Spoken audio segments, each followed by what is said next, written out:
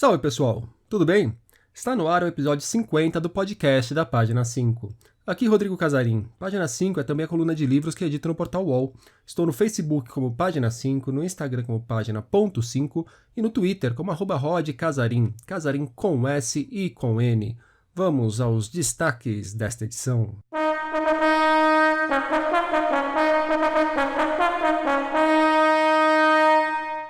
O Caminho de Leitor e a Biblioteca, de Miguel Sanches Neto. O nascimento da Livraria Gráfica. Palestra e oficinas de escrita para comemorar os 25 anos da Estação das Letras. O podcast de Chico Sá. Ciro Leão, Marcos Rey em HQ e literatura moçambicana nos lançamentos.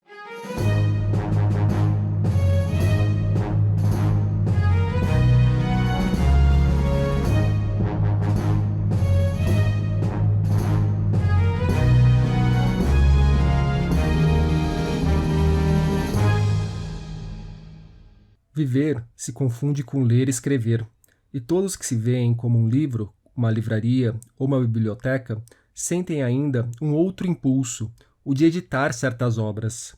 Nós não queremos apenas possuir livros na biblioteca física ou em sua réplica interior, mas multiplicar esses objetos nos quais nos vemos, nosso mais perfeito retrato.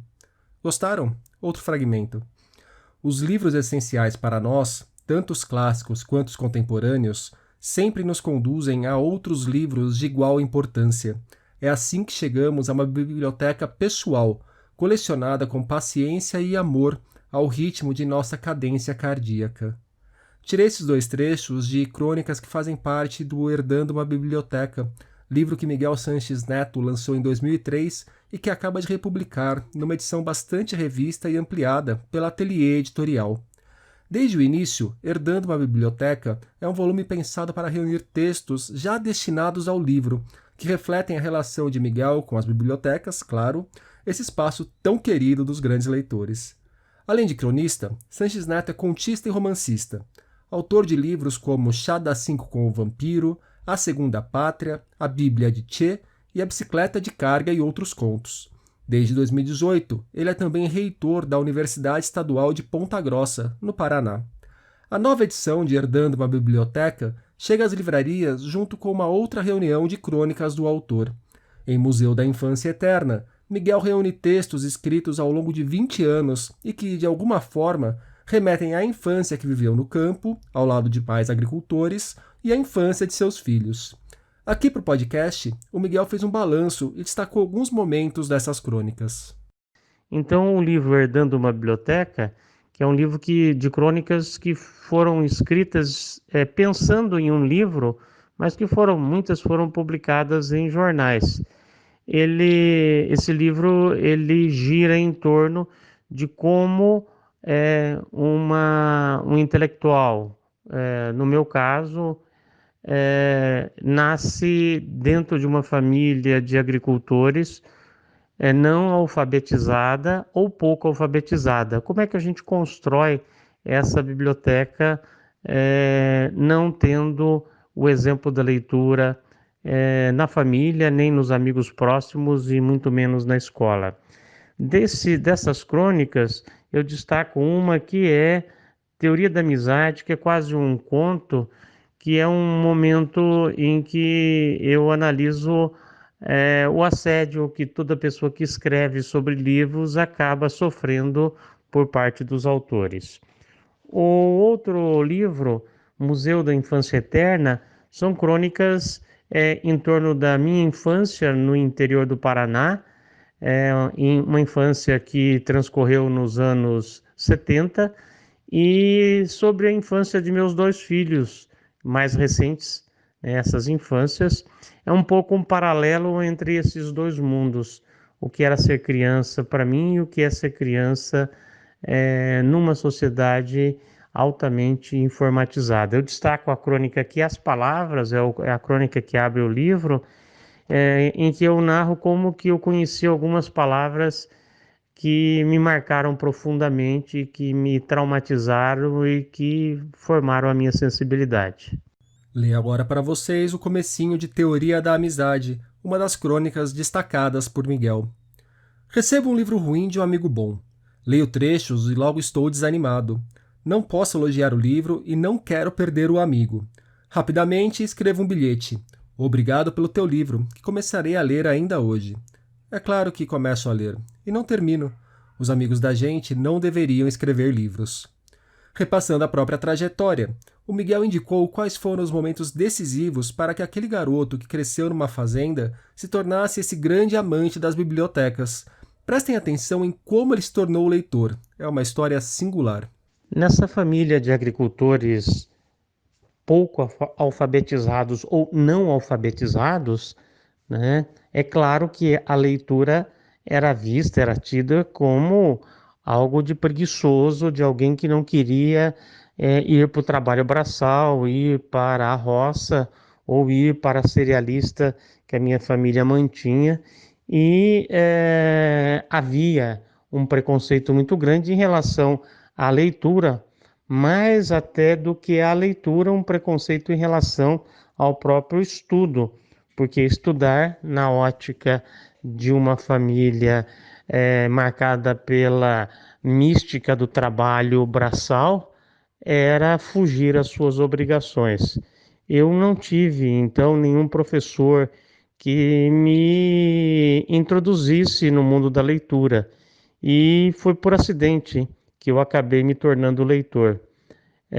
Eu estava na sexta, sétima série quando estava pagando o quadro para uma professora de quem eu gostava, e fui empurrado por um colega, eu me lembro o nome dele até hoje, Norberto, e o sangue espanhol. Eu venho de uma família, por parte da minha avó paterna, uma família do País Basco, e por parte do meu avô paterno de Málaga, da Andaluzia. Então, o sangue mais do que espanhol, o sangue basco aí ferveu, eu me virei e, sem pensar, dei um murro no rosto desse meu amigo e acabei na diretoria, acabei na sala da orientadora pedagógica da escola, uma escola pública no interior do Paraná durante a ditadura militar. É claro que entre as várias ameaças, como por exemplo ser expulso da escola, né, pagar o hospital desse amigo, desse colega, que era para mim o mais assustador, porque eu teria que explicar para minha família, para o meu padrasto, o que eu tinha feito e pedir o dinheiro para pagar o hospital, né, ou receber algum tipo de castigo. Eu acabei sendo meio que inocentado pelo professor de história, que disse que se eu fizesse um trabalho na biblioteca da escola, eu estaria então liberado dessa minha agressão, eu estaria perdoado dessa minha insubordinação, o que era uma coisa absolutamente impossível numa escola pública na época da ditadura militar. Então fui para a biblioteca da escola 14 de dezembro e pela primeira vez eu vi livros que eram livros de ler e não livros de estudar. E eu acabei fazendo o trabalho que era a obrigação, mas ao mesmo tempo li algumas páginas e voltei à biblioteca com frequência e comecei a me formar como leitor totalmente autodidata. Ia pelas prateleiras, escolhia livros, retirava livros, se gostava do que estava lendo, continuava fazendo essas leituras. Foi assim então que eu me formei leitor, né? Foi assim que começou a surgir uma biblioteca em mim.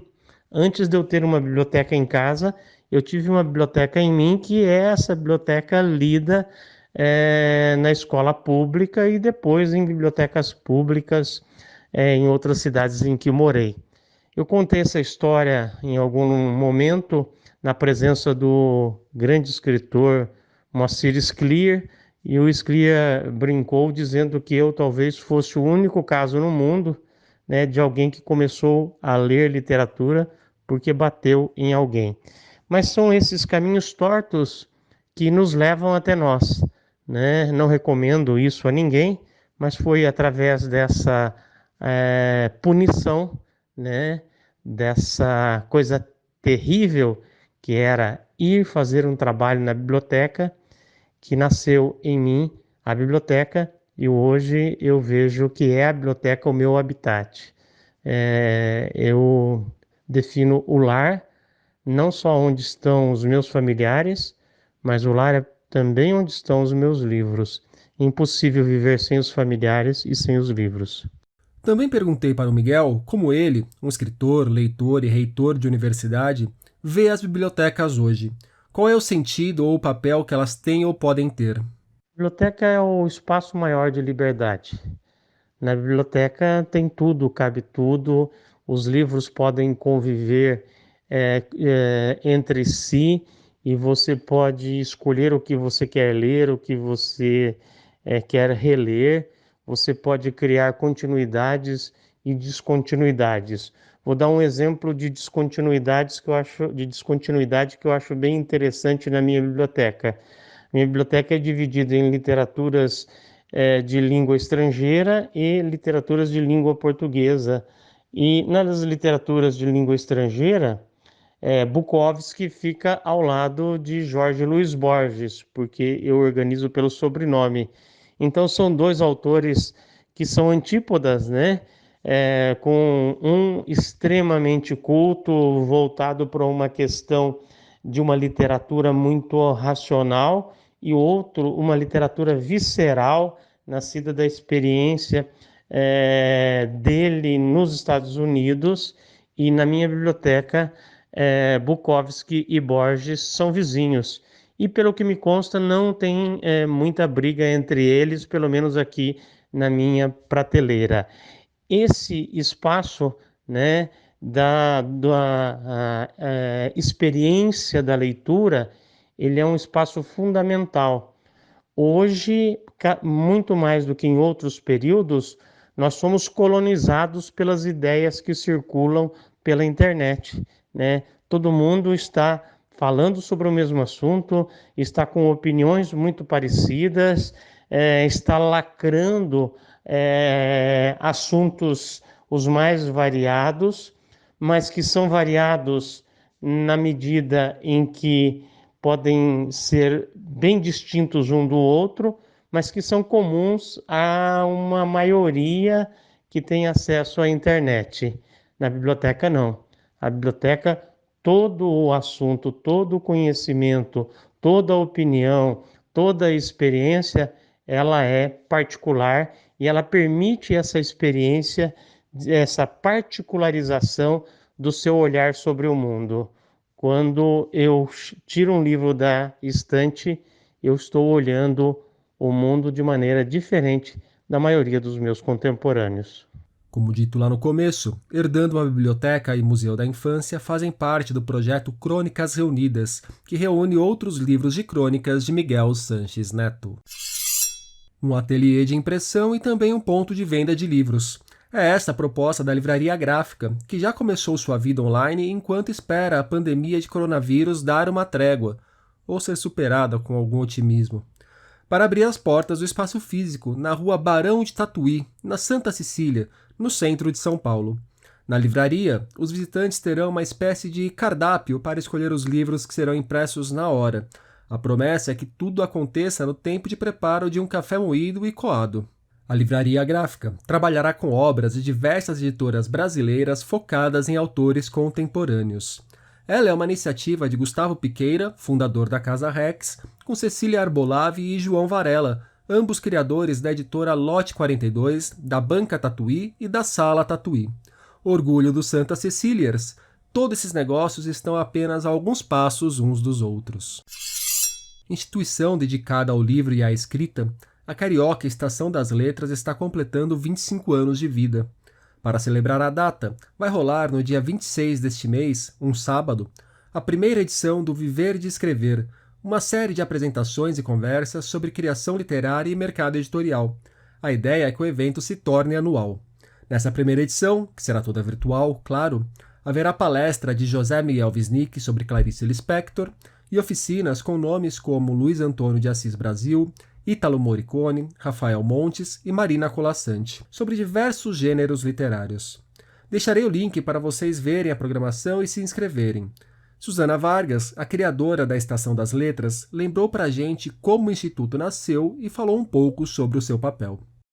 A Estação das Letras nasceu de uma necessidade que eu percebi no início, nos anos 90, de expandir a literatura, levar a literatura a espaços outros que não aqueles da sala de aula ou da universidade.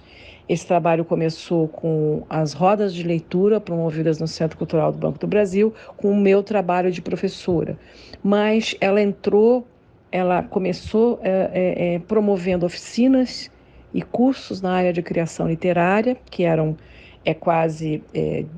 uma modalidade desconhecida na época, e se desenvolveu e se tornou a estação uma espécie de um polo, irradiador do fazer literário em todas as suas dimensões. Então, trabalhamos o livro ao longo desses 25 anos, o livro em todas as suas modalidades. O livro enquanto criação, enquanto produção, enquanto motivo de eventos literários, como as rodas de leitura, os encontros em feiras também, em eventos literários no país, e também como um objeto que precisa ser cuidado e trabalhado para um mercado, um objeto que pertence ao mercado, que necessita de profissionais.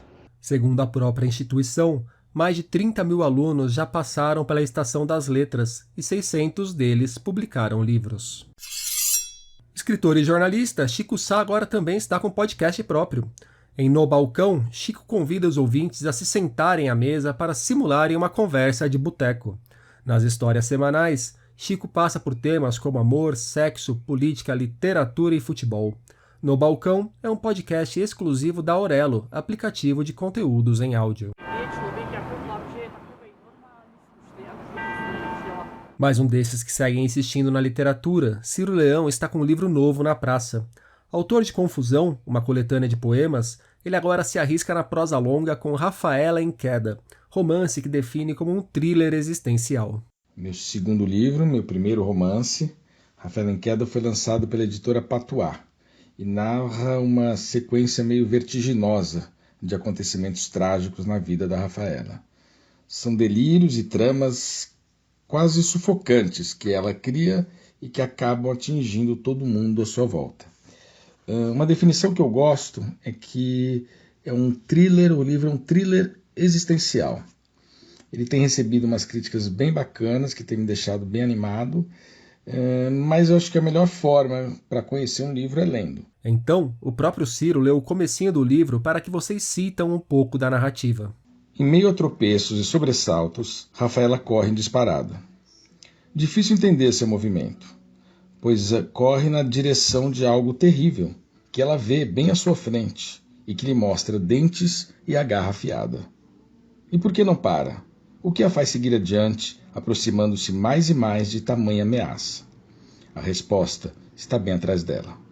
Basta olhar melhor e notaremos um segundo espectro, tão terrível quanto, vindo em seu encalço. Um terror adiante, outro nos calcanhares. Duplamente intimidada, ela não para.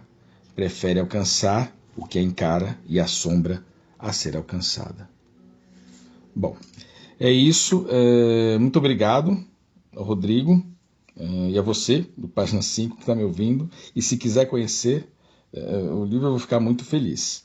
Ele está à venda no site da editora Patuá e na Amazon. Um grande abraço e até mais. Como disse o Ciro, Rafaela em Queda chega aos leitores pela Patuá. Depois de um tempo mais ou menos, a Conrad está voltando a investir bem em quadrinhos. Eles acabam de lançar Traje de Rigor, conto de Marcos Rey adaptado para HQ por Gustavo Lambreta. Na história, um camarada compra um smoking para ir a um baile. No dia da festa, resolve parar no bar para tomar umas e acaba encontrando um amigo que não via há anos. Daí pra frente, o leitor confere na história, mas quem frequenta boteco e se arrisca nesses momentos da vida pode imaginar o que aconteceu. Esse é o segundo título lançado exclusivamente em e-book pela editora. O primeiro foi Dual Tone, de Vitor Cafage. Em breve, a Conrad também promete começar a publicar webséries. Numa Maputo imaginária convivem moradores da época em que Moçambique era dominada por Portugal e personagens do presente, habitantes de um país já independente. Há um detalhe: estes estão vivos, enquanto aqueles estão mortos. É a partir deste contraste que se constrói Crônica da Rua 513.2, do moçambicano João Paulo Borges Coelho. Romance que explora a história de Moçambique, levando em conta tanto o presente quanto os séculos em que o país esteve sob domínio dos portugueses. Vencedor do Prêmio José Caraveirinha de 2006, Crônica da Rua 513.2 chega ao Brasil pela Capulana. Do autor, a editora já tinha lançado As Visitas do Dr. Valdez, também vencedor do Craveirinha, principal distinção da literatura moçambicana. E nos últimos dias, na página 5, nós tivemos uma análise da pesquisa Retratos da Leitura do Brasil, dividida em 3 partes.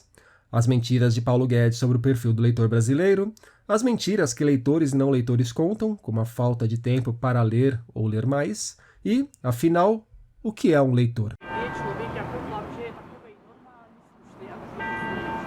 Por hoje é isso aí, pessoal. Indique o podcast tanto para os amigos quanto para os inimigos. Um abraço, um beijo, um aperto de mão e até semana que vem.